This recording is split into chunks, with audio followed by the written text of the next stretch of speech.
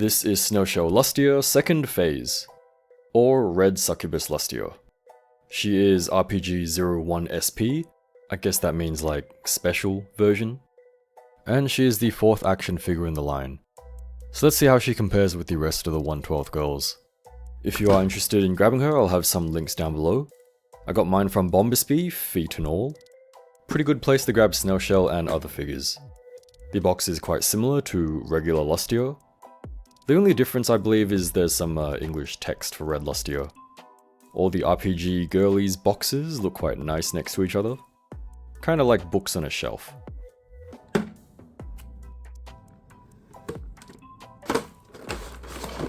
Out of the box there is just one tray. There are some instructions and after sales and stuff. So they finally fixed the spelling of instructions. Good on them. Of course, don't forget to check the contents of the box before unboxing. And here she is, Lustia second phase. It is pretty much just a color swap. And so of course she is all red instead of purple. Looks good, I think. Which one you prefer, of course it depends on you. So let me know, do you prefer the look of the old one or do you prefer the look of this new one? Besides the purple to red, of course the hair is a lot darker as well with some red highlights. Otherwise, details and stuff like that I think is of usual Snail Shell standard. Just one thing is that her chest covering seems to be bent a bit funny out of the box. Apparently this is a common issue because others have mentioned it too. I suppose you could just give it some heat and bend it back into shape, which is kind of what I've tried to do. I don't think it's too bad though. There is a little tail plug for the red Lustia. I didn't actually have this on my purple Lustia, but I also got her second hand, so let me know if this is a normal inclusion or whether it's like a new thing with the red version. Here's just a little look at them side by side. So yeah, do let me know which one you prefer. One other thing is that the eyes are a little bit different. I think Red Lustia looks a bit more mischievous or aggressive with the really narrow slit eyes. Of course you can do eye swaps and stuff like that. And some of the accessories are slightly different too actually, and we'll take a look at that in a little bit. Along with all the swaps and comparisons and stuff of course. For articulation it's pretty standard stuff. Head turns, I guess, kind of. It's a little bit limited by her long hair. You can pull the head up a little bit to give her a bit more range. Just be careful when moving her head. She can tilt her head. And she can nod just a little bit. Of course, looking up is very limited by her long hair. She's also quite spiky and sharp, so just be careful there. I think she might be a little softer than the original version, but I'm not quite sure. The horns don't move or anything like that. The front of her hair is a little bit soft, as well as, of course, some other bits around her. Arms raised to a T-pose. They raise up. Very average forward reach. Super average backwards reach. Bicep rotation. Double elbows, which is pretty standard stuff. And hands move like so. Be careful of her nails because they are quite nicely done and you wouldn't want to break them or anything. Barely any upper torso rotation. Little bit of tilts. She can bend backwards and forwards like this. She does have your regular snail shell hip joints and a pull down leg function. Gives a little bit more range. She can split to the sides like so. Kick up all the way, but it will get a little bit gappy. She's got thigh rotation, double jointed knees,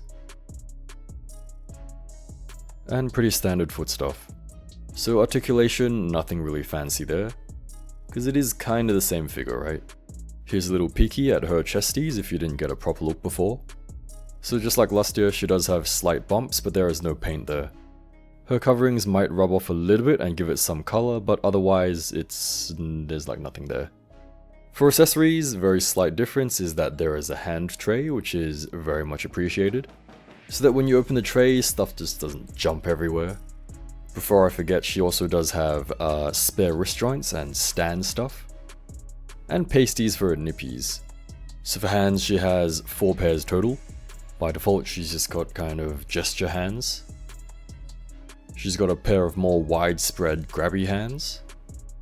She's got kind of pinchy hands, which are also used to hold her whip, which we'll take a look at in a bit.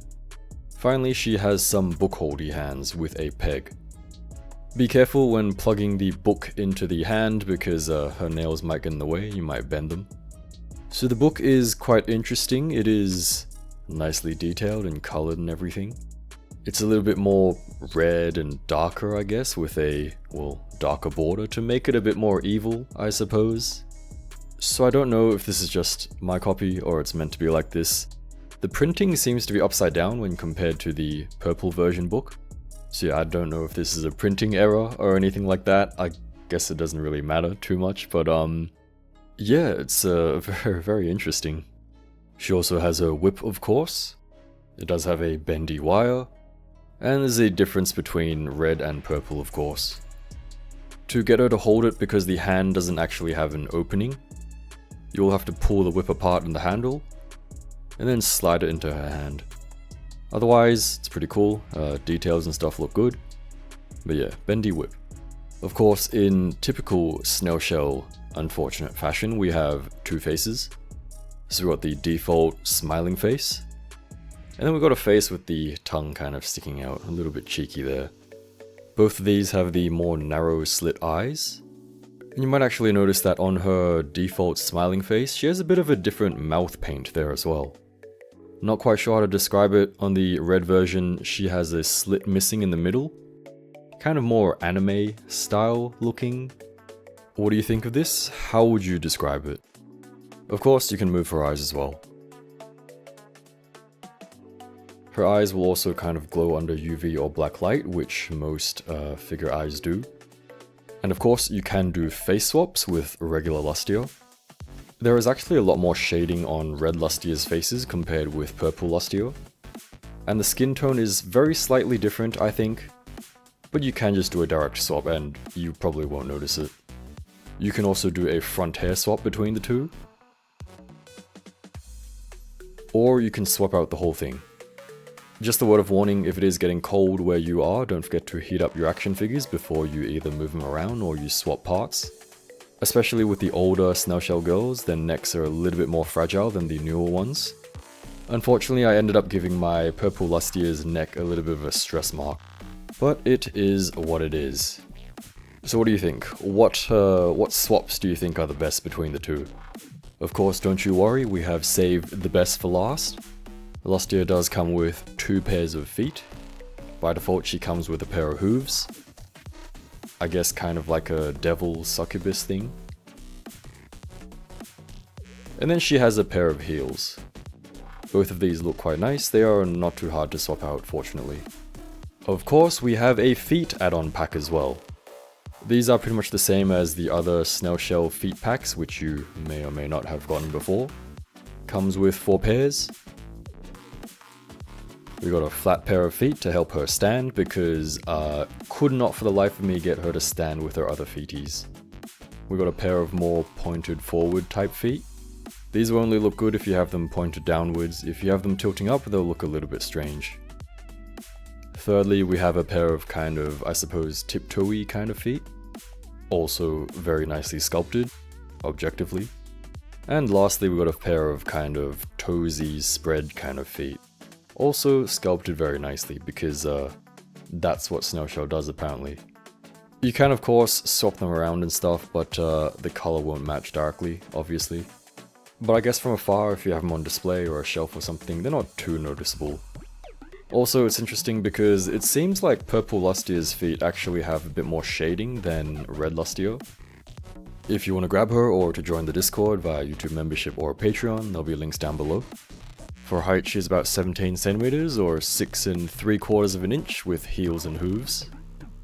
Or 16 centimeters and just under 6.5 inches with bare feeties. And of course, she'll pretty much fit in with whatever you have in your collection. But anyway, thanks for watching. I'll see you again next time.